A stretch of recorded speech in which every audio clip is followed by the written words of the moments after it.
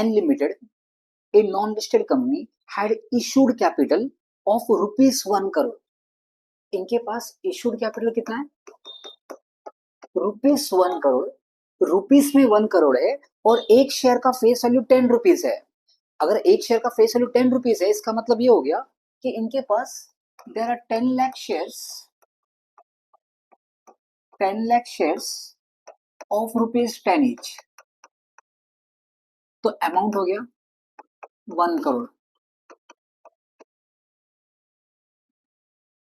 The balance in the security premium account was ₹1 lakh and general reserve ₹14 lakh. तो security premium में balance कितना है? 1 लाख और general reserve में 14 lakh. The company decided to buy back 20% of its share capital. 20% का buyback हो रहा है from its shareholder at ₹8 per share. Share 10 रुपए का है लेकिन हम लोग बायबैक कर रहे हैं 8 रुपए में. अगर 10 रुपए का शेयर 8 में बायबैक कर रहे हो तो कंपनी को 2 रुपए का फायदा हो जाएगा. अच्छा, कंपनी कितने बायबैक कर रही है? 20%. तो 10 लाख शेयर्स था, तो बच्चों कहने से amount payable for buyback, amount payable for buyback. मुझे बायबैक के टाइम कितना पैसा पे करना पड़ेगा? अब देखो 10 लाख शेयर्स है, इसका 20% मतलब 2 लाख शेयर्स का बायबैक हो रहा है.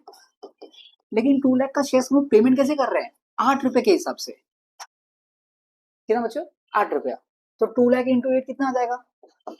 16 लाख. तो 16 लाख का अपने को बायबैक करना है. 16 लाख अपने को अमाउंट पे करना होगा बायबैक के लिए. लेकिन ध्यान से सुनना, 10 रुपए का शेयर हम लोग 8 दे रहे हैं, तो फेस वैल्यू कितना कम होने वाला है?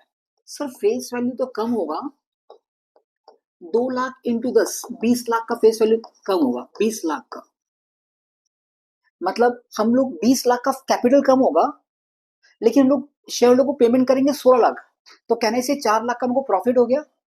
तो जो 4 लाख का प्रॉफिट हो गया ना, ये कहाँ लिखेंगे बेटा? This is profit which is transfer to capital reserve. ये कहाँ ट्रांसफर होगा? कैपिटल रिजर्व में. अच्छा, अब लॉ बोलता है बिकॉज कंपनी का शेयर कैपिटल 20 लाख से कम होगा, तो इसके लिए कंपनी ने आज से कुछ साल पहले, कुछ टाइम पहले, सॉरी 2 महीने पहले लिखा हुआ है, the company had issued ₹5 lakh 10% preference share capital 2 months back for the purpose of buyback. मतलब फ्रेश इशू कितना हुआ है? 5 लाख का. अगर फ्रेश इशू 5 लाख का हुआ है, 20 लाख का बायबैक करने वाले हो, मतलब क्या होगा बच्चों? यहाँ पे 20 लाख का आपको बायबैक करना है, 5 लाख का पहले से आपने फ्रेश इशू किया है. दैट मीन्स 15 लाख आप यूज करोगे फ्रॉम डिविजिबल प्रॉफिट. तो 15 लाख में आप कहां से यूज करोगे? डिविजिबल प्रॉफिट, मतलब free reserves. And for the purpose of buyback free reserves include security premium. क्या हमारे पास 15 लाख का फ्री रिजर्व्स है? हाँ सर, जनरल रिजर्व और ये है ना दोनों.